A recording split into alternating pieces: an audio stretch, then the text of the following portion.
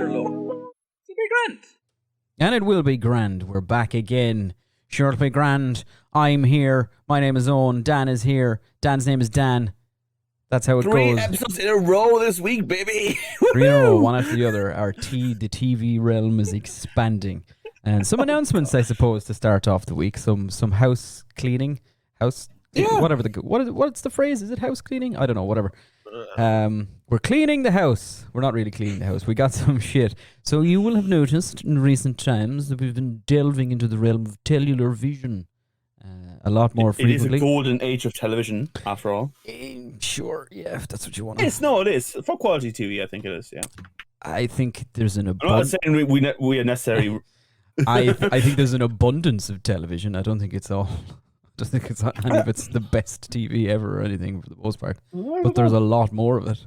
So naturally it's easier to find let's say it's the highest budget TV we're getting. Oh, well, yeah, definitely. Yeah. Considering what we're here to talk about this week. It's But just in general, like, all TV shows have fairly damn decent budgets now. Yeah, they do. And we're talking about them a lot more frequently. Dan has corralled in some extra hands to help with a new show. Well, not a new show. It's the same show. It's kind of the same show. It's sort of a new show. It's a show within a show. It's a showception, which I've just said, even though I hate that phrase. Because watch the fucking movie. Inception is not a dream within a dream. Inception is the anyway. Well, don't get me started on it. Right? Inception is fucking stupid. But what's on the box is what we're calling it. Presented by the Sure It'll Be Grand Network. I like saying the Sure It'll Be Grand Network, even though it's really just anyway, there's other things planned. It's technically a network because we will be having the What's on the Box on a separate Spotify. It's going. Yes, we are the network heads. Yeah, you and I. Sure. Yeah, we have all. No, basically, we're doing a lot more TV, and we decided to kind of like combine all of it into one place. So up until now, the television reviews and stuff that have been being released like every week as TV shows are airing and whatever for the like Marvel and Star Wars and all that kind of stuff, has been published on the main Sure It'll Be Grand Spotify and Apple Podcasts and all that kind of stuff. Starting next week, hopefully, they will then have their own Spotify page. We'll still be posted about them. It's still gonna, for social media and Facebook and Twitter and all that kind of stuff, is still gonna be... YouTube. On YouTube, it's still going to just be Sure It'll Be Grand. They'll be we'll post about stuff there and updates and all that kind of stuff. But from next week, they will have their own Spotify thing. It's not really. It's more of an internal thing. It's easier for us to manage and not make our Acast episode count absolutely fucking crazy and all over the place. It's really is just background things about when we're filling information in for the episodes. It just makes things cleaner in general. And I mean, it will really only telling you mostly because if you're looking, if you just follow us on Spotify and if you're just up there and you suddenly go, wait, where's all the television stuff gone? It's still there. It's just not on our main Spotify account anymore. That's all. And you will still see it. We'll still obviously be posting the links on the only Facebook page that we have, so you don't have to go and find a different Facebook page just for the stuff. So What's on the Box and anything else. Otherwise, will be coming up, will be published in a similar way. It's just more of an organizational thing. So, and you'll know when an episode is the main thing. Anyway, when we post about it on Facebook, we'll have. We're gonna have some fancy new logos and jingles and things. Yes, all that sort of stuff. So hopefully that'll start from this coming week's episodes. Wednesday onwards, from Thursday onwards, one of them. From Thursday onwards, for the next episode of Dan and David's Double D Andor. Thing. When you mentioned when David and we're all in the same group, and David mentioned Double D, and I thought he was referring to a collective group name for a thing we're planning, and I said I don't get it, and it just kind of got weird, and we were all by the end of it, I think no one knew what anyone was talking about anymore. Yeah, no, I didn't even understand your question. No, because I thought it was just like, oh, that's what's he talking about? No, because okay, it's just to tell people we're doing 2 other shows, one with David and one with Alistair, and I was saying, hey, we kind of need an umbrella name for the account. Again, another Spotify account, and then Kazi, without me being aware at the time, posted. So we're saying double D's, the Andor episode, and then David just randomly put in double D's. And I mean, that wouldn't make sense because Alistair's there. I know Daniel and David, but like that wouldn't be fair to Alistair, you know. So it's like I wasn't aware at all. Dan didn't know what we were talking about, and I didn't know what Dan was talking about, and nobody knew what was going on. But I guess we've said it a bunch of times now. Only one. We've said it a bunch of times now, so you are now forevermore the double D's. I think we'll see. It's too late. It's happened. It's not too late. It's happened already. No, it's happened already. Well, right. I think that's the tidying up. Just a little announcement for that. And we'll get back to doing movies soon enough as well. After Rings of Power, like. Owen and I will start jumping on doing movies again, you know? We will. I think we're giving you enough content at the moment in terms of like 3 or 4 things. And obviously like there'll be other things, so the TV shows will come and go as new things get released and we decide different TV to do and stuff. Like She-Hulk that Dan and Kevin have been doing only has a couple of episodes left in the season. It's like 3 episodes or something like that. Yeah. You know what, man? I watched the newest ones. Okay. I thought... For some reason, I had it in my head that She-Hulk was only going to be 6 episodes. So I thought this was going to be... I thought it was the last episode. I was turned it on. I was like, it's the last episode. I'll stick it on. I thought it was ending, and I was like, cool, fine. We're finally going to get to see Daredevil. Charlie Cox is going to be in this one because he has to be. It's the last episode. He has to be in it. Yeah. And then they're just like, no, it's just it's a wedding thing that makes no difference to anything. And I was you must have got really confused when she said. Hey, it's a wedding episode. It's at an awkward place, just like weddings. I was like, the last episode of the season is definitely an awkward place to do that, Jen. What are you talking about? Yeah, I was so confused, and it was only literally afterwards, like the episode ended and everything. I was like, that was a weird ending to the, like nothing happened. Where was Daredevil? And then I looked it up, and it was actually 9 episodes. So anyway, there's more She-Hulk. But yeah, so there you go, basically. But what we're here for this week is Rings of Power. Once again, we're on episode 5 of Rings of Power. We're gonna recap the big events and give you our opinion on it, and try not to muck up Tolkien lore when we talk about it as much as is possible. But yeah, I guess I'll say straight off the bat, this was a mixed bag for me. Was it because the hobbits were there? No, it was just in general. Like we can talk about when we go through it.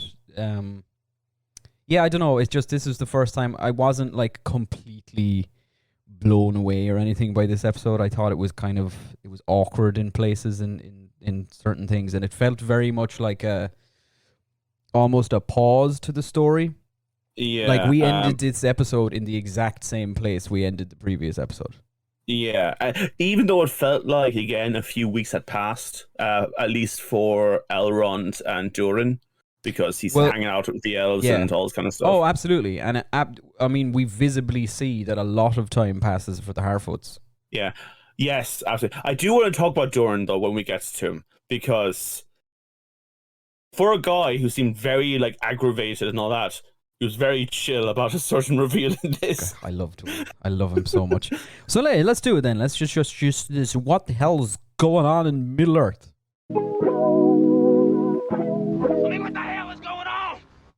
Top of the morning. So I guess we start off as we always seem to do with Galadriel and the people of Numenor. She's scowl smirking as she normally seems to. She's still there. They're still in Numenor. They're prepping. I guess they say they're sending like 5 ships, and also their queen is going with these 5 ships and like 500 even though men her dad's just like, please don't do that. So Tar Palantir kind of like comes to like the fog clears briefly for a moment, and he's like, Midiel, blah, blah. And basically he's like, don't go to Middle Earth. And she's like, bitch, this is what you wanted all these years. You wanted it. And then he's like, nah, man. We're not don't we're go not there. 100% sure though. he might be talking to her or the army in general. Yeah, he could be. He could be. He'd just be talking about his daughter. Like, please, you don't go. Yeah, well, he says, Miriel, don't go to Middle Earth. All that awaits you there is darkness. Yeah, basically, and then he kind of fucking goes back into his it's stupor. Daylight savings hour. Don't go. Yeah, whatever he's doing. Naturally, she finds this a bit disconcerting. Yeah, being told not to go. Yeah, so there's a whole. Basically, Galadriel and Elendil are still getting on like a house on fire. They seem to have formed this mutual, like, I get you, you get me, we respect each other kind of thing. Yeah. Which is good, because she seems to be about the only one. So Galadriel is... See, this is what I mean by this episode being like it's not like I didn't enjoy it. It was still good. But it felt like... It felt like everything that was happening was the stuff that happened the week before. Yeah. Like everybody's still doing the same thing. They're all in the same places. They're all like Galadriel is still trying to convince Halbrand to become a king. Yeah. She's still trying to convince the Numenorians to help her. Like, especially with like the Halbrand thing. They could have literally just had the boat going out and him being there. Don't know how you convinced me to go. That would have been enough. For the plot, it felt like they needed to slow the story down a little bit. Yeah. So they were just like, we'll just put a pause on things for like an episode, and we'll just see, because everybody, and it's not just the Numenor plotline. Like all the other plots are in the exact same. Like things happened. Yes. They're still in the same place. I mean, especially the Stranger and the Hobbits. Like, pretty much the same thing happens. Oh, there's an injury. Oh, we're scared of him. Yeah, it's the same. It was just the same stuff. Like there was they're still. Yeah, I don't know, but like so Galadriel is still. She's trying to convince Halbrand. They have a big heart to heart. Basically, Galadriel. You tricked me into this. No, you tricked me into this. And Galadriel is basically tells him that like her brother was murdered and she doesn't know who she is anymore if she's not fighting a war. Can I just say one thing though? I'm really glad they haven't made each other love interests. Like Galadriel has not been yet put into a position in this entire show where people are like, oh, she likes him or them or whatever. Like, it's Galadriel. She's a person that goes and does her own shit, and I really appreciate it. You know, it's just maybe it's just me, man. Not I haven't got any hint of maybe they liked her. Like him, her, and Halbrand. They're like frenemies more than anything. They're like they'll help each other out, but they're like, oh, you're a bit of a pain in the arse. Like there is no romantic subplot there. Yeah, exactly. And I think honestly, if this was any other network, there may or Hobbit movie or Hobbits' trilogy by a certain director. They would be establishing a love triangle at this point. But like it would be like, oh, Galadriel, does she love Halbrand? Is she in love with Elendil? Which one is she gonna choose? And there's none of that. It's like no. The closest romance, the closest romance we've seen so far are between Durin and Elrond. Oh yeah, those guys fuck, man. They love each other, man. Yeah, because otherwise, there's not any real romance going on at all in this show. That's fine. Well, there is actually. I forgot. There's a Rondir and Silence Elf. Yeah, there's those two, but even that's not. It started that way, and it's not really anymore. Do you think the son is a half elf? Bronwyn's son? Yeah, because we still haven't seen his ears. No, seriously, people are saying it because his hair is a certain length, and it just about covers the ears. I don't know. I don't think so. I would doubt it. I doubt it. Yeah. It could be why he hates elves so much as well. I know everyone there does. They just all hate elves, man. Yeah, they all just put their hair back and suddenly dun dun dun. Yeah. Just want to say a quick thing before I forget, because I will. Just about the hobbits. Saw a theory that I love. You know the little wagons that they bring around. Mm-hmm. The wheels of that eventually become the hobbit holes, doors. The wheels? You know the wheels? They're solid wood. There's no spokes on them, and people say that's where the hobbit culture eventually gets the shape of their doors, the round wooden doors. Yeah, with the little handle thing in the center. I was like, that's an art department thing. You know, they went, we'll do that just to connect them a bit. You know? That was cool. Yeah, you'll be right. Yeah. Hey, what else is happening in Numenor? So same stuff again. This is what I mean. Like the queen is still in two minds about whether or not to actually leave Numenor and send the armies over there. Yeah. The Chancellor guy is still scheming. Tristan, yeah. Oh, Pharazôn. Pharazôn, yeah, and his son. Yeah. There's a lot of people basically complaining to him, saying like, "Why are we going to risk it all for even?" Which is another thing. When we left the people of Numenor last time out, they were on board. They were all like, "Yeah, we're gonna go and fight we're gonna do this for Numenor." And now there's a bunch of people going, "Hey, Pharazôn, man, what the hell? How are you gonna let us do this? We're not gonna follow." Do you think it's just because they took an extra week that suddenly they had like the mind's clear and went, "Oh no, this is actually a bad idea." Oh, do you know what I honestly think that the show has shown a bunch of times, because it happens in this episode with the men of the Southlands. Men are extremely fickle. Like their minds are so easily changed, like constantly. It's like one guy comes in and says, "No, we should do this," and they're like, "Oh yeah, cool." And then all it takes is some other guy to come in and go, "No, actually, he's wrong. We should do it this way." And they go, "Oh yeah, actually, it's a good point." Like they just listen to anybody. They just change their minds about everything constantly. And it's just like, I like that. I guess that's maybe like a fatal flaw of humanity, that they're short-lived and fickle and stuff. But then the Numenorians aren't. So who knows? Maybe maybe this would have been fine if it was kind of on the same timeline as the original plots, where it was over hundreds of years. Then to see the fickleness, it would make sense. Like, it's been like a couple of 100 years. Galadriel is like, "Why the fuck are they changing their minds constantly?" And they're like, "It's literally been 100 years. Like, we've just decided this is not a good idea." Then was it Kemen and his girlfriend Isildur's sister is all like, Isildur's sister especially is just like, "Please talk to your father. Don't let them go. This is stupid. We don't like this." Yeah, like Isildur's sister's not happy about this. Probably because she's gonna lose her entire family. Well, her dad definitely. Although at that point, Isildur is not being allowed to go on the expedition. Yeah, he's not. He's volunteered, and his dad Elendi is like, "No." It's like, "You're not going. Like, what do you bring to the table? Why would you bring you? Are you in the Sea Guard? No. Are you in a guild? No. Have you proven yourself? No. I'm really good at sweeping up horse shit." Basically, Elendi is basically like, I've given you plenty of chances to prove your worth to Numenor and to prove that you actually want to help Numenor as much as you say you do, and you keep throwing it away. So no, you're not coming. You're staying here. And Isildur naturally hatches a scheme to get himself on the ship. It's his friend. It's his friend who comes like. See, this is. I found this section of this episode poorly written. I thought it was confusing. I mean, I don't mean just Isildur. I mean everything happening in Numenor. Right. Everything seemed so right. So there's two reasons, or two things kind of that happen, and they kind of like it's Isildur's and the Chancellor's son's stories kind of converging, right? So you have Isildur goes to his dad and he's like, "I want to come," and Elendil is like, "No, you're a piece of shit." Well, he doesn't say it. He's not that strong about it, but basically he's like, "No, I can't trust you. You can't come." And so then Isildur goes to his friend, or his two friends that he got kicked out of the Sea Guard, but they're being allowed go on the mission, even though they're not in the Sea Guard anymore, right? Yeah.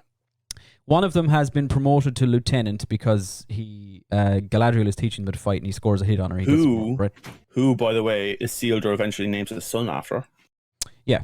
And then, so he's a lieutenant. Isildur hears about this, and he goes to his friend. He's basically like, "Listen, I'm sorry about all the other stuff. Can you get me on this mission?"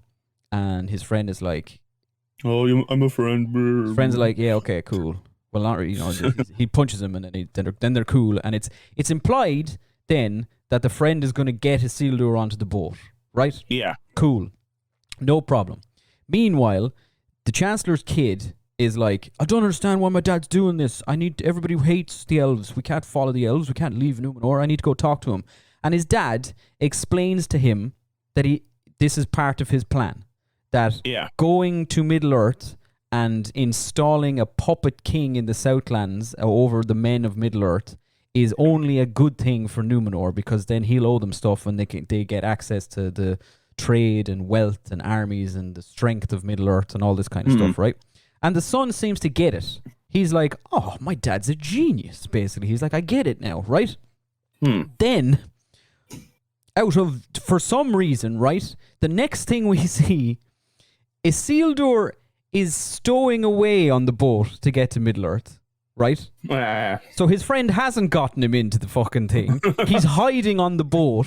Yeah, I'll get you in here. Right? Get into the fucking box. I'll get you on the boat. I didn't say you'd be there legally, Isildur. And the Chancellor's son is attempting to blow up the ships so they can't go to Middle-earth. Yeah. But it's a bit of a jump, isn't it? His dad just explained it to him why it's the right thing to do, and he was like, he agreed with him. He's like, oh yeah, Jesus, my dad's very smart.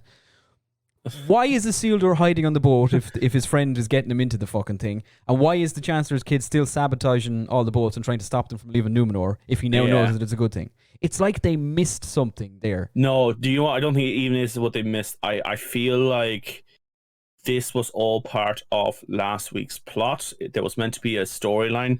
They cut a whole lot from last week's and then someone producer came along and said, you have like a half an hour of footage here.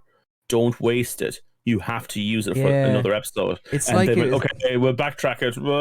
It's like an editing thing. It would even have made more sense if it had happened, like if the whole blowing up the boat thing and Isildur stowing away had happened before his son taught. Like if that happened, they get caught, and then the Chancellor sits his son down and explains to him, listen, you need to cop onto yourself. Going to war is a good thing, and then Isildur's friend goes to see him and is like, listen, man, if you want to get on the boat that much, I'll help you out or something. Yeah. Right? But honestly, even then, like it's very easy. This will be easily edited for anyone in the future. You could just have the don't blow up the boat thing. He talks to his father, takes it for his word. Isildur says, hey, will you get me on the boat? His friend gets him on the boat, and then just go from there. Yeah, that's what I mean. It was just confusing. It just didn't, the way they presented it, even the order that it happens in, or that it happens at all. It feels like an alternative cut that they re-added something that was already there. It's like deleted scenes that they put back in, but they put them in the wrong place. Yeah. Yeah, it was a strange one. And that's what I mean. It was like, I'm not, just this episode, like, I liked a lot of it, and seeing the characterizations, I think, are still good. But it was just weird. The Numenorian plotline was just oddly presented. Do you think it's because they feel they had to have Galadriel in this episode and they had to have Numenor in this episode?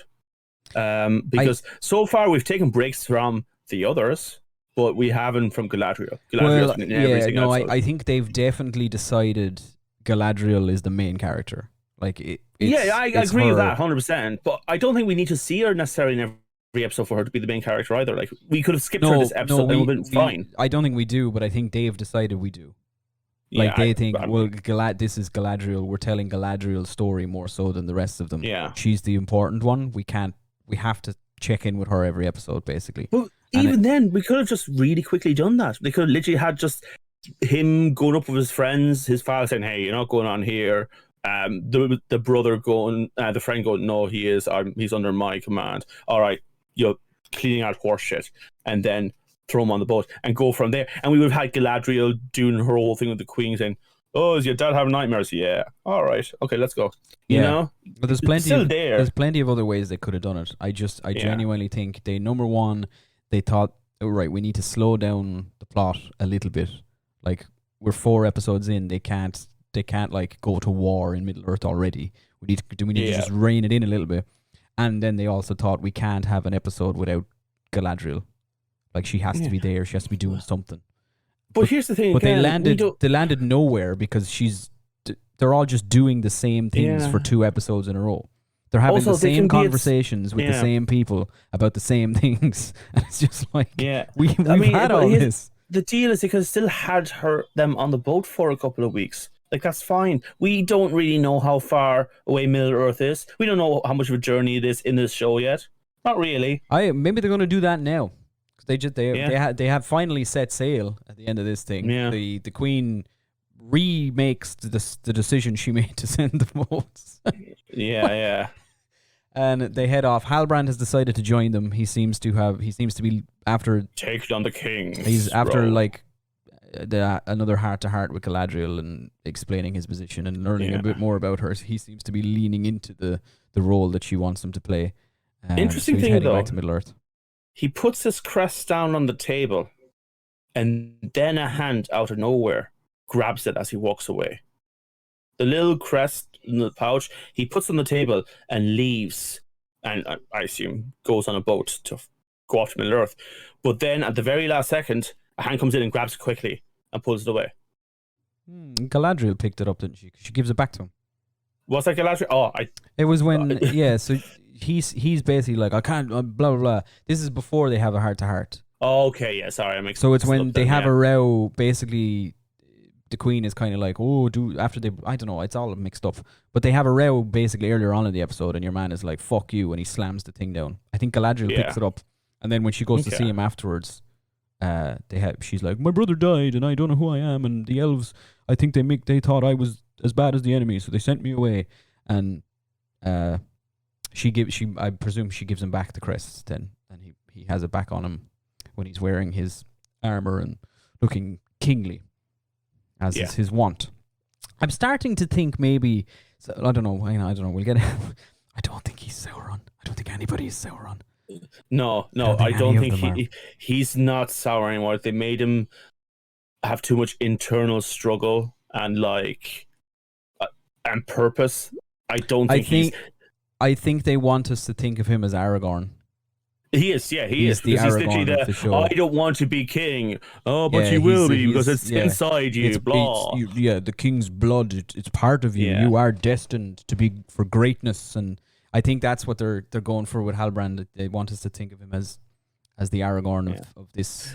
And world. This show takes a lot of cues from Lord of the Rings. It really does. Even from the movies, even when the army's getting ready to go on the boat, you can see them all walking through the city slowly, and it's very much like Minas Tirith when they had to go off to war, and it was a war they knew wasn't right, and everyone's quiet in the street as they left and head bowed and all, because it was kind of shot for very similar shot. Yeah. So I think that's what's going on there. Yeah. So again, a confusing week for the Numenorian Galadriel plotline, I think. Where, meanwhile, we finally get to go back to Hobbit song. The Hobbits. The Hobbits. We hear a Hobbit sing a song.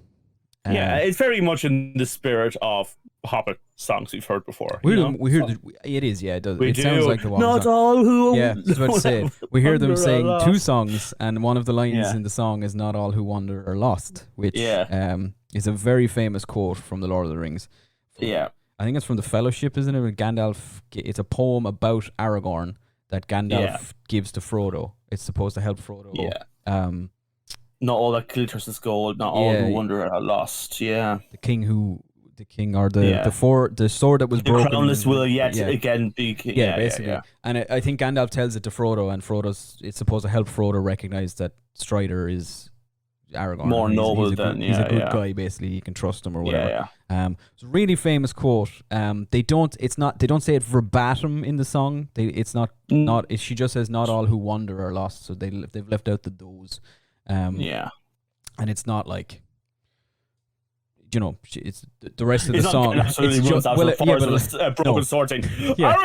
But it's just that line as well. It's not like the whole. They don't sing the whole poem. Basically, I love that quote. It's such a famous quote that people do. I've always adored that quote. Even just that line of it. I considered it before I got my the white tree tattoo on my arm. Yeah. I had always wanted to get that as a tattoo, but I couldn't figure out how to get it without it just being script on my arm or something. I wanted it to be something else, and I haven't figured it out yet, but maybe someday. But the Harfoots, again, same problem. They're just doing the same stuff they were doing before. They're wandering around. They travel a lot. And this is what I meant earlier when we see time is definitely passing for the Harfoots, months and months. They're fucking... Oh, we see them going across the map. They're all over Middle Earth, man. They're bombing it around the place. Like Trout Path, and then they go into Stale Town. They're traveling miles and miles and miles around Middle Earth. And they come to a forest, and the forest is dying, and that old fucking hag is like, what the fuck's going on here? This forest is never this fucking shit. Literally leave her behind, please.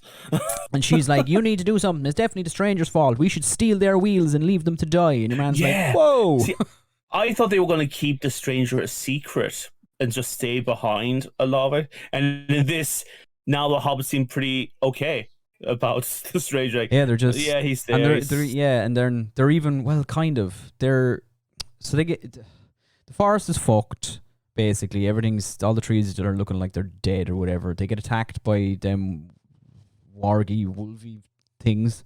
They are wolves. They call them wolves. The Harfoots call them wolves, but they don't look like wolves. Like they look kind of like they look more like the warg from the other episode, but they're not as big and as mean looking as that warg. So I don't know what they are really, but they're horrible. I actually think they're bigger than the warg we saw. The warg we saw in the previous episode wasn't huge. I think maybe they looked bigger because they're fighting Harfoots. Maybe. Okay, it's hard to judge, but they're whatever they are. The Harfoots call them wolves, and they get attacked by them. And the stranger saves Nori and two of the other young Harfoots by slamming his hand into the ground, and there's a shockwave that knocks them back. A certain grey white wizard might do had he. And we see he gets his arm. Yeah, he gets his arm injured. So obviously, if he is Gandalf, which is most likely the case, or he's a blue wizard, I'd say he's Gandalf, to be honest. I'm pretty sure he's Gandalf at this point. Yeah, this is where he goes on, and like I said, he gets himself a staff, so he doesn't break his hand every time. Yeah. He heals himself with freezing. Again, this is the whole note towards, is the cooling thing evil? I think we might just not understand the whole cooling effect all that much yet. I think that might be the case. Not. And it hasn't really. I don't know. It's strange. Like the line about the cold being evil or whatever, that it came directly from Galadriel, who you'd assume would know what she's talking about. Yeah. In terms of fighting the forces of evil and stuff, considering this Galadriel, that's been her entire life, basically. Yeah, but here's the deal. Do you think they might be building up the stranger to be a thing that Galadriel might fear and not trust with these signs? Because Galadriel also makes point that she doesn't know how to live in peace. She's always enemy everywhere. I'm always going to fight. So it's going to probably be one of those things that when she meets him, she's not going to trust him all. She's going to think, no, you're something bad. Stay away from me. Yeah. And then over time, he proves how decent and good he actually is. And that I'll say this, I really like some of the moments of him in this, when they were all talk about how the mother was snoring, and they went, yeah, and he went, yeah. There's some cutesy little moments of the Harfoots wandering around. And then he says, am I a threat as well? And she's like, no, you're not. Yeah, he actually recognizes, which I didn't think he did, that when he turned the moths or the fireflies into stars or whatever, that he kills them. He's now, and because Nori's explaining to him basically that the world is dangerous for Harfoots and there's perils everywhere, and he's like, I'm a peril, I killed those moths, basically. And she's like, no, that was an accident, you're cool. Yeah. Nori, I presume, this then changes her mind, because Nori, being a fucking idiot, decides to grab his arm while it's being magically entombed in ice. Yeah. Her hand freezes, and then he fucking throws her off. He's freaks out and throws her away. Yeah. And she runs away terrified of him. Yeah. I don't know. We'll get a moment where it's gonna be fine again in the next episode. Do you know what I mean? It's not he's gonna apologize or he's gonna do something. I think it's nice. a lesson for him to realize how powerful he probably is, and he needs to hold it in check. Yeah, it could. I mean, it also might be a lesson for Nori not to be as fucking trusting of everybody as well. They might go that route with it, where maybe Nori now, maybe she'll probably have a conversation with the fucking Lenny Henry, whose name I can't think of off the top of my head, and he'll be like, the world is dangerous for Harfoots, and you need to be sound about it, and you have to go hurdy-durdy-durdy. Yeah. I don't think so. I think that they're building him to be sympathetic. Yes, he's confused, and he is very lost, but even, again, she is in the story kind of the voice of a good heart that can recognize goodness. And it's not, if they do the whole Sauron's actually good deep inside, it's just all the evil over time has made him I'm not there for it, to be honest. Look, I understand Sauron, technically started from a good point and then became evil, but he's too corrupted that even if you wiped his memory, he wouldn't suddenly be like, I'm a bit of a bumbling idiot. Oh, but I'm nice. Don't worry about it. Like, I don't think that's the case, you know? I hope not. Yeah. I hope not. I really, look, my money is it's Gandalf, or an early iteration of Gandalf. There's every chance he'll be sent back. By the way, talking about him, there's some weirdos on the look for him. Oh yeah, well yeah, that's okay. We'll come to that because I think that's a whole thing. Yeah. I will say I heard this is not my description, but somebody summed up my feelings of all the Harfoot stuff in general in the show. Okay. It's basically right. When the Harfoots are on screen, I'm fine. Like, I watch them, I'm interested, I'm enjoying what's happening. But when they're not in an episode, I don't miss them. Why are you there?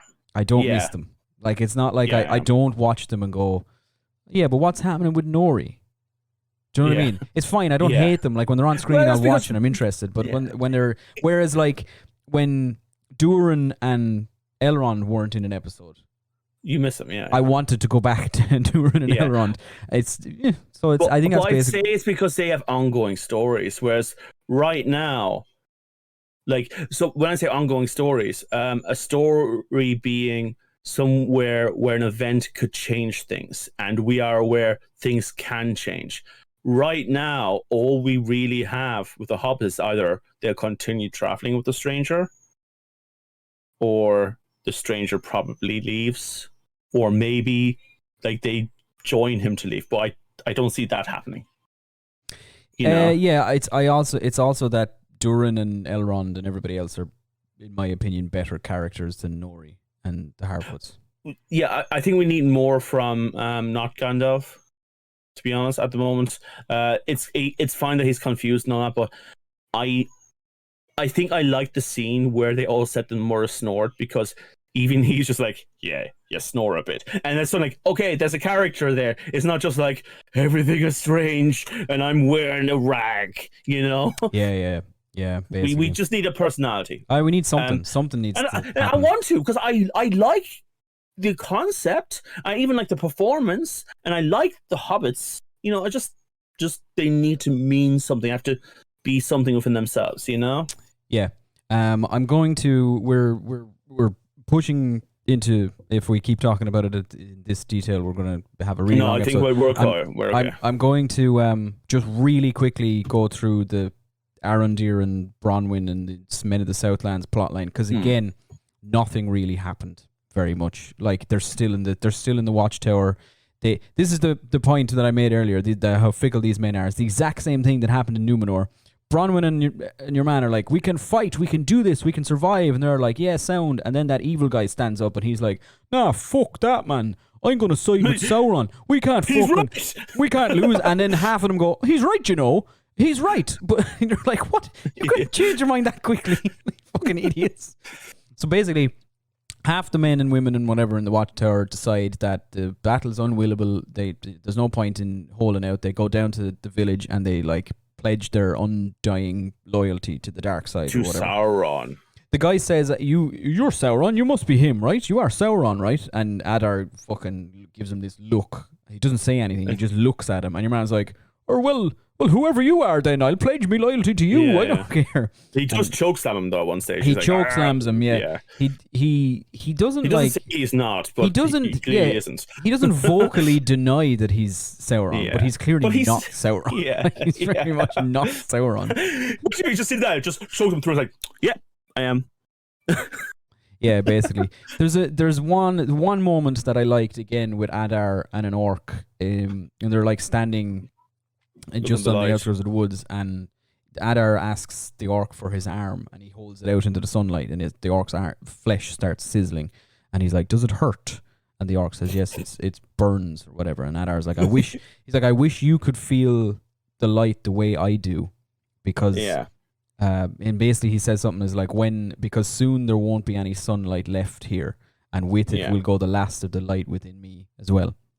Yeah. Which is cool. It's a nice line. It's Adar almost, there's times where he almost seems sad that this is his fate now, that he's like stuck with the orcs or whatever, that he's a bad guy. He almost laments it somewhat, that this is how his life he laments what he may lose, not what he has. He laments what he'll lose.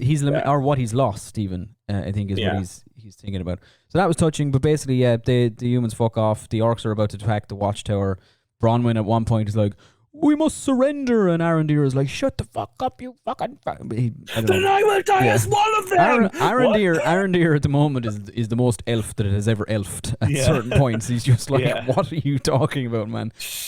They basically hatch a plan. They're like, oh, maybe the watchtower needs to come down, so it's implied that they're going to lure the orcs in and then collapse the whole place on top of them or something. Yeah, which if they do that, it kind of ruins the theory people had about it being the tower within Mordor.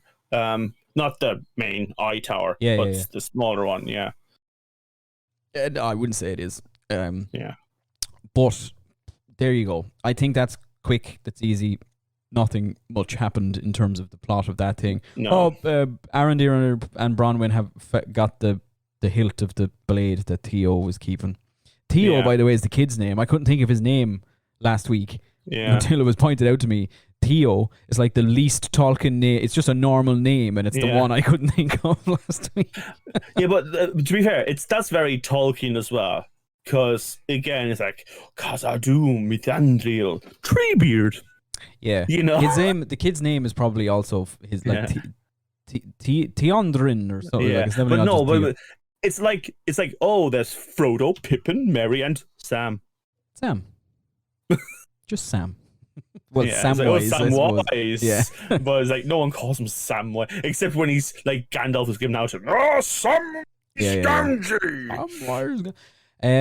Right, so I think that's that. Is there anything there you want to talk about in any more detail? No, that's pretty much it. Nothing really happened. I forgot most of that plot there, to be honest. It's again, just not really. They're still in the same place they were the week before with an army looming. And I guess they just actually want to use their money. Well, it's like, look, we can do another X, so it's about the same, but we don't have to use as much money. It's fine. Yeah, basically. Right, so let's get back to the main attraction here. Durin and Elrond. The fucking really, it's bros, man. Isn't it? They're the fucking... I love that really at the beginning, but like the bros have been consistent. Oh, really, the dudes, man. Just two dudes, man. Just two dudes. 5 feet apart in a forest. Might kiss. You never know. Oh, no, honestly, I love Doran so much. I love the chemistry in general. It's like they both have like shit-eating grins all the time at each other. Yeah. Like, everyone has an elf version of that, but it's definitely there. It's just like, yeah, definitely.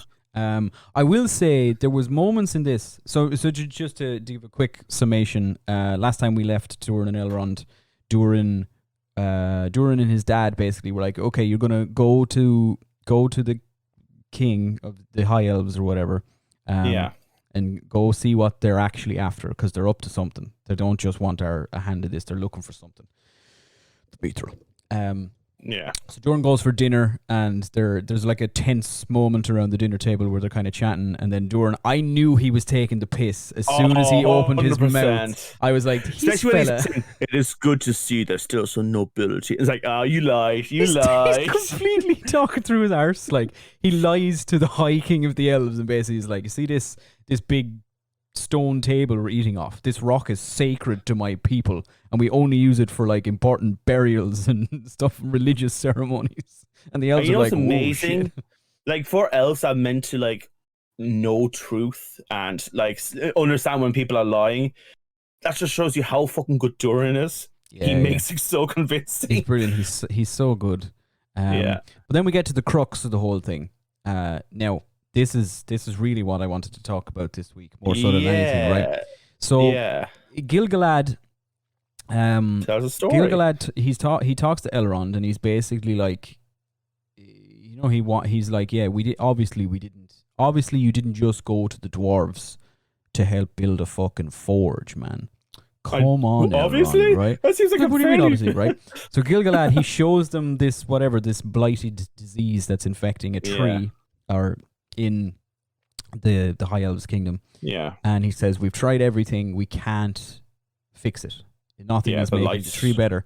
And he says, it's a symbol. I thought by ending the war officially and putting that part of our history behind us, we could move on and the elves can continue. But if the blight continues like this, the light of the Valar that's inside the elves will fade and we will all die, or we have to leave Middle-earth forever. Yeah. And it's going to happen by spring. Yeah, very exact, isn't it? I mean, you got to remember again, like how elves perceive time, and they make a point that like a year is like a moment for them. Like they must have, they literally like in their elf brains, it must be running around. By spring, that's like tomorrow for the elves. They're like, oh, shit, wow. And so he tells them this ancient fable. Well, he asks Elrond, which do you is remember the least canon. Yeah. Oh, it's not. It's completely. He's like, do you know the story of the thing? And Elrond's like, yeah, I know this. It's a fable. Like it's not historical. Not real, like dude. it's just a fucking myth. And Gil-galad's like, isn't it? And basically the story is, and I think a key giveaway, if anybody wasn't sure that it's not from the Silmarillion or anything Tolkien ever wrote, nobody has a name in it. Tolkien would never write a story about an elf battling a Balrog and not give the elf a name and an entire life history, right? He's you're just wrong. some dude. No, you're wrong. Elrond, Tolkien would have not done that. He would have given you the entire name and storyline of the fucking tree. He would have given you the whole tree. And the tree. Of the tree. Yeah. He would have given you everything. All right. But so look, it's not a thing. This is something that's made up for the show, and I have a theory about actually what's happening. But just to tell you the story. There was an elf, an unnamed, unspecified, unhistory. We don't even know it's an elf, technically. Nope. I think it's just like a glorious warrior for light or something. Well, Elrond says it was an elf. So, right. So it's an elf, and there's a tree, and it's on a mountain. They touch it. And the tree held the last lost Silmaril, basically. The last roots, Silmaril, the third one or whatever that was never found, was inside the tree. And the elf was protecting the tree from a Balrog. One. Yeah. Single Balrog. Well, Balrogs are pretty powerful. Like, there's only been seven in history. They are, but most of the time, with the exception, I think, of Durin's Bane, they don't usually show up as just one Balrog. There's generally there's 7 of them, but they're usually together. Yeah. Anyway, the elf is fighting the Balrog, and the elf is trying to protect the tree, and the Balrog's trying to burn it down, and then lightning strikes the tree, and the light of the Silmaril seeps down through the tree's roots into the mountain. It has the tree symbol though that when the tree's like electrified, I guess it flashes up briefly on the screen. It's like Aragorn's crest of Gondor, and it looks like the White Tree of Gondor. Yeah, it's cool. In some drawings of it. The light of the Silmarils seeped into the mountain and became Mithril. So Mithril is an ore that has the light of the Silmarils inside of it, and that's why it's great. And Gil-galad is like, we need to get all the Mithril we can get so that I can bathe every elf everywhere in the light of the Silmarils and restore our life force and the light within the elves back to normal, and we have to do it by spring or we're all gonna die, basically. And Elrond is like, that's the stupidest shit I've ever heard. He's like, but I swore an oath to my friend, and that means something. And Gil-galad is like, does it mean the death of your entire race, Elrond? Right? I kind of wish you went, it does. I was like, of course, it's important. I'm Elrond. But like, and then Celebrimbor like backs up Gil-galad afterwards, and he's like, your dad said he had to do it. Your dad, when your dad went off to convince the Valar to fight, he went to speak to gods to convince them, and everyone was like, "This is crazy." And he went, and I asked him before he left, "So what's the crack, man? Why are you doing this?" And he said, "Because I'm the only one who can." And it's like, okay, cool, right? Yeah. Cool. But like, here's the thing: I think the whole thing is bullshit. I think like bullshit as in bad, or bullshit as it's not true.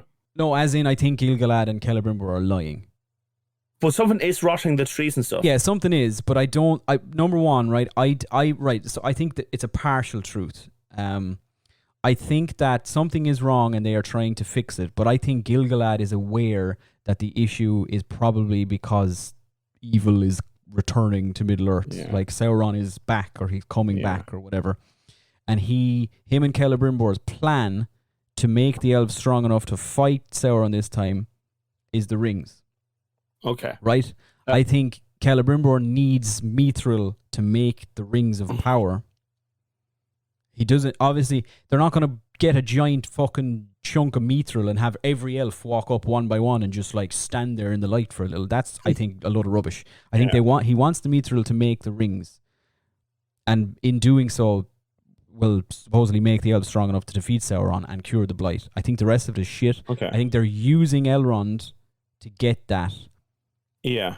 But I think the rest of it, the whole thing about the Mithril containing the light of the Silmarils and stuff, I think that's Gil-galad lying. I think he's making that part up. The one point against that is, so the Elven rings, they are made from Mithril, and it had been mentioned in the Lord of the Rings books that those rings gave the older elves like Galadriel who remained in Middle-earth the energy and strength to remain longer than they would have before going home. There is a little bit of connection there. I think there's kernels of truth in it, but I think I don't know. Maybe the show has decided to just make up this piece of lore about Mithril containing the light. I'm not a big fan of it because it feels very much like a rock and roll, like, you know, like those like crazy hair rock. Talk about fantasy ballads and the lightning struck the tree, you know, like Tenacious D kind of bullshit. It also felt like as soon as Gil-galad started telling the story, it felt like somebody who wasn't J.R.R. Tolkien had decided to try and write a piece of J.R.R. Tolkien lore for Middle-earth. Like immediately I was like, this isn't. What are you talking about? This is not at all what would happen. It felt like you went into a Reddit subgroup and tried to explain a certain bit of lore. It felt like a fanfic that somebody had made for Middle-earth. Yeah. I liked everything so far in this and how they have kind of turned canon around a little bit here and there. But this one was a little bit of like that's not good color, lads. No, it's the first and only time, which is why maybe part of me, maybe I just want to believe that it's a lie, like as in the show, that's not a real like Gil-galad. It's a little cheesy, like, you know. It is. It just doesn't feel, something's wrong about it, which is anyway. Then Elrond and Durin start snogging.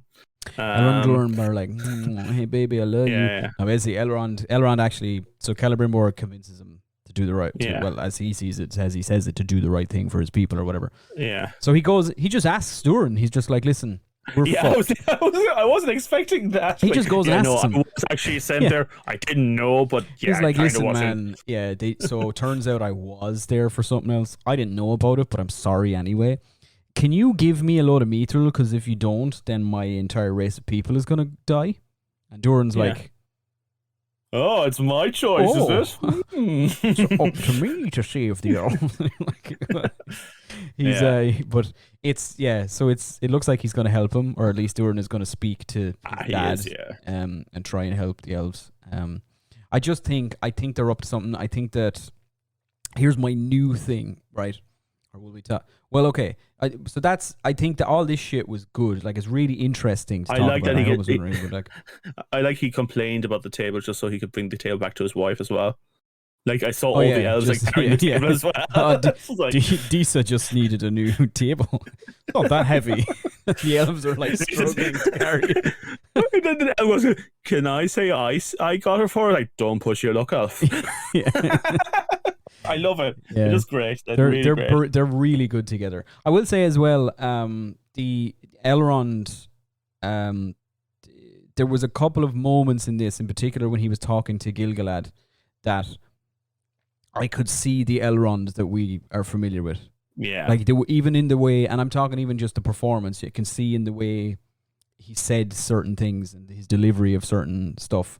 I could see Hugo Weaving in parts of it, like, it was really, I thought that was cool. It was interesting. It's very much that kind of looking into his eyes and almost reaching out to the person and says, "You are talking to me now. I'm an authority here." Like, there was a little bit of that going on, you know. There was even like his cadence in the way he spoke and when he was like really.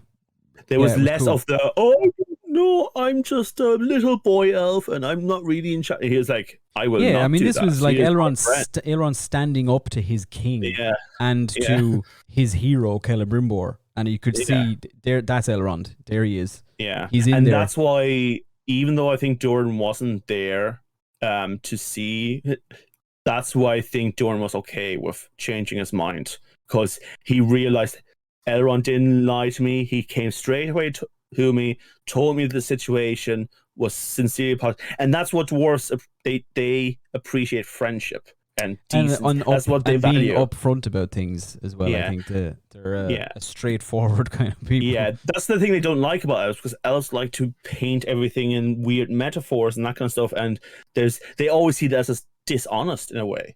Whereas, the other way around for the dwarves are seen as greedy, but I don't think an elf has ever said that a dwarf is a liar. I don't think it's part of how they work. Dwarves don't lie. They don't particularly, yeah. So final thing then is the mysterious blonded man that shows up at the end. Now, right. So there's this blonde guy and there's two other people with him. He appears to be searching. I think it's the crash site for the stranger. It's where he made impact. They're like looking at the crater and whatever, and he's a real weird looking dude. He was in the trailers for The Rings of Power back before it came out. When there's a single shot of this guy, really like shaven-headed, very blonded haired individual. Everyone pointed to it. It's Sauron. Piercing blue eyes. Yeah, he was who everybody said. Now, not everybody. There was absolutely no evidence for this. This was literally just people went, "That's Sauron." Like, there's no evidence whatsoever that he was ever Sauron. There was a fan picture of Sauron with blonde hair. They were just like, there he is, that's Sauron. He's blonde and he's a dude. Yeah. He's creepy looking. I'll say that much. I'm not even sure you could necessarily say he's a dude, because all his like little group, very androgynous. Quite, yeah, I'd agree with you there. They're quite androgynous looking. He's to be fair, maybe a Maya in a more natural form is probably more androgynous. Has a staff. He does. Now listen. Look, if Gandalf has just arrived, right? You think the blue? I think he might be Saruman. I think they're the other wizards. I think if they're saying Gandalf is around here, Gandalf we know was the last of the Astari to arrive in Middle Earth. Do we? Yeah, he arrived after the rest of them, I'm pretty sure. Okay. I thought they all arrived at the same time. I think maybe that's Saruman, and the other two might be the Blue Wizards or something, and they're searching for Gandalf. I didn't even consider it, and I kind of love the idea. And it would be a contrast as well in how Saruman and Gandalf have always presented themselves to Middle Earth. Like, Gandalf has always presented himself as kind of this more humbly kind of, like, his staff is just made out of wood. He just kind of has a little grey cloak and a hat. And whereas Saruman has never been afraid to be like, no, I'm better than you. Yeah. I'm regal, bitch. I'm a fucking Istari. I'm a servant of God, baby. Come on. So, I don't know. But to say that, I can't really see Radagast being any of that. Well, I don't know if that's why I would say it's probably the two Blue Wizards that we don't really know anything about. Yeah. Possibly. It might not be. It could actually. The other two might not be anything. And maybe I really like the idea that it's Saruman for some reason, especially if they're, I'd say it's probably a very, very high chance at this point that the stranger is Gandalf. Yeah. If they're going to bring Gandalf into it, I think they will bring the rest of them into it more And likely. To be fair, the Third Age is just around the corner. And they meant to appear at the beginning of the Third Age. It's at this point, considering how condensed all of the events of this age are, this is the end of the Second Age. It would be safe to say. Like it's going to end in the next few years with the war of power and everything. Like it's. Yeah, because I mean, like even think about it. Isildur and his father both have to be of fighting age. Like his father has to still be able to fight. And I'm not saying that, he's an old looking dude, but you can't add another 30, 40 years onto him, like. No, yeah, it's a strange one. I think Isildur and Elendil's, their whole timeline is going to be wildly different. Yeah. I don't see how Isildur, like, for him to go to Middle Earth, become the valiant warrior of Numenor that he is, become the hero of Middle Earth, found Gondor and Minas Tirith and the kingdom of men in Middle Earth, build a city, like fight in the war. Like, he can't really do all of that stuff in the space of like a year. Like, I think Isildur's story is going to be very different to what we're going to have time jumps, which is very they might skip. Yeah, they might jump. They might go end of season 1 and then season 2 starts like fucking like 20 years later or something. Yeah, something like 50 years later or something. You never know. Yeah. It's possible, but again, and because Isildur, let's remember, they are Numenorians. They can live. They do. Yeah, that's the thing is important to remember. Like, it's if they do a 20-year time jump, Isildur will not be that different. Yeah, he'll be a bit more weathered, but that's what it is. Things will have happened, I mean, for him. And character-wise, he'll be different, but he won't. Is that still not going to get about it? You go back to the Navy now. Thought you were going to West Numenor, you idiot. What are you doing over here founding a kingdom? You big fucking idiot, man. Yeah. So, yeah, I don't know. I like the possibility that it's Saruman. Might not be. Maybe it is Sauron. Maybe I do like that now, especially with all the white features, but then like the quite dark eyes. And again, it's not the same canon as the movies, but they are borrowing so much from the movies that I wouldn't be surprised if they went, we need to kind of have like a young Christopher Lee wizard-looking dude who looks pure but has evil touches, and that dude definitely has evil touches. Yeah, certainly. Yeah, guy's weird looking. In terms of the who is Sauron question, I'm actually leaning towards nobody. Yeah. I don't think he's anyone we've met, but I think his influence is everywhere. And I kind of like that, in that, like, he isn't himself back yet, and I don't think it's going to be a case of, like, end of season 1, Halbrand is going to just, like, click his fingers and turn into a 17-foot tall man with a big pointy helmet and a mace. Like, that's not going to happen. But it's not who he is. I think he might become something like the Witch King. Possibly, yeah. I've seen that. Because we need a few of the kings to become the 9. Yeah. So I would say I think Sauron's influence is back in the world. I think he maybe is. I think he's around. I think he's pulling strings. I think he's setting things up for himself. I think maybe he was responsible for Halbrand going to Numenor, and in so doing, opening Numenor to other visitors, a la himself at some point.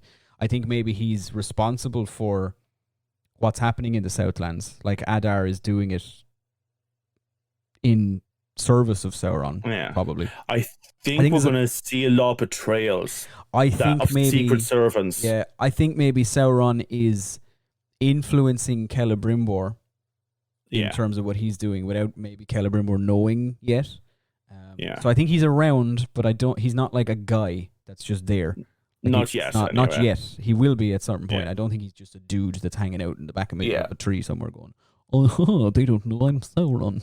I mean, maybe he gets mistaken even for the Astari, the wizards. You know, like maybe the elves hear about the wizards and they're like, oh, cool. We have some Maya coming over and they're doing their jobs. And then one of them, or like another person altogether, which is Sauron, comes along and says, hey, I'm a Maya too. And then like, and I know like ring lore stuff. Whoa. Word. Like come rings. in. Come on in, man. Yeah. I love rings. I was just thinking about making them. Yeah. Anyway, there you go.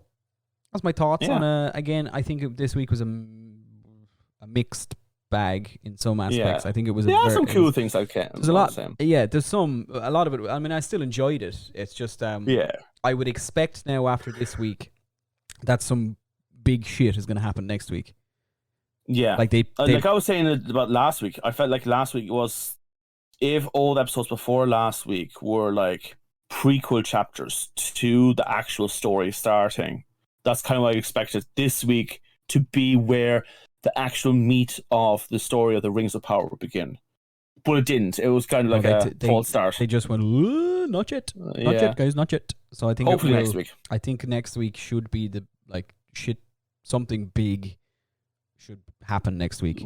Well, the way I look at it is, the hobbits are traveling. We've now been shown that they really are traveling everywhere. And we see Galadriel and all that going back to Middle Earth, and we know Elrond and Durin are going back to the Dwarven Kingdom, but they're all in transit now. They're all moving. So there's every chance that their paths might cross now.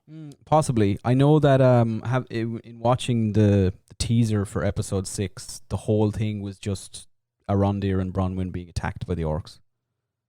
There wasn't really anything else in it. A lot of it was just the orcs attacking them.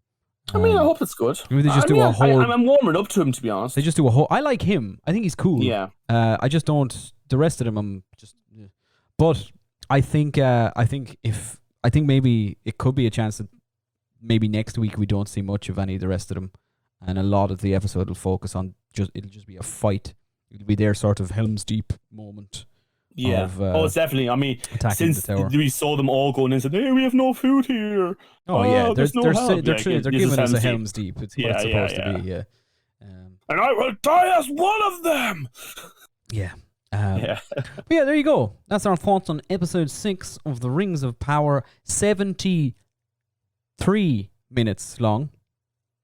So it's still slightly longer than the last one, but not okay. We're getting there. Not the 2 minutes of jump of each of the last ones. Yeah, good episode. Not great. Kind of a limbo episode. Probably the poorest of the episodes so far of a show, which I think has been fairly good. Yeah. Definitely a pause episode, a sort of a little. Hey, it's doing better than the Wheels of Time TV show. Excuse me. You know I'm right. What did you say? It's doing better than the Wheel of Time? Yes. In terms of in what way? The TV show. In what way? Every single episode, I remember you will say, "Oh yeah, this is really cool. That's cool." Kind of disappointed this didn't happen. Kind of just and I know you hated the season finale. Oh, I mean, yeah, it was terrible. Yeah. When is that coming back? We still don't know. Is it coming back? It is. They've shot season 2 already, and they've announced they're giving it a 3rd season. They just won't fucking tell us when the release date is. I don't know. Part of me hopes that they're waiting until. I think Amazon is so focused on Rings of Power at the moment. They're not going to release it halfway through the Rings of Power. Well, no, they're going to wait. I think maybe when Rings of Power is over, they'll be like, "Oh yeah, the Wheel of Time. We can think about that now. It's coming back. It'll be out in March or something. I don't know. Not sure." Yeah. They won't tell us. And they're doing a Fallout TV series as well coming out for Amazon, I believe. Yep, they sure are. Yeah, so they're doing a lot of big franchise stuff. The Last of Us is coming out, although that's on HBO. The Witcher season 3 will be out next summer.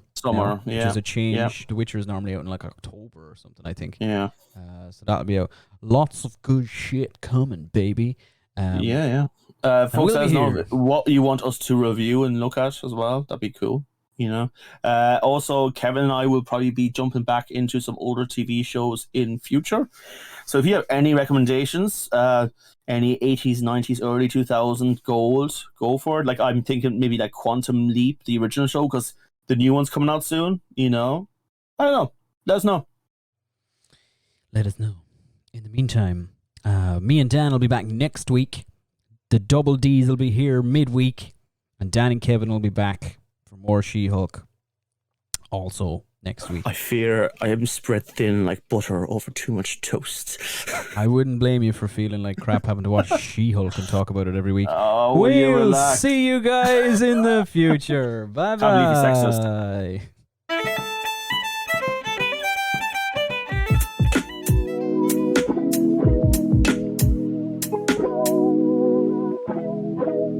Asher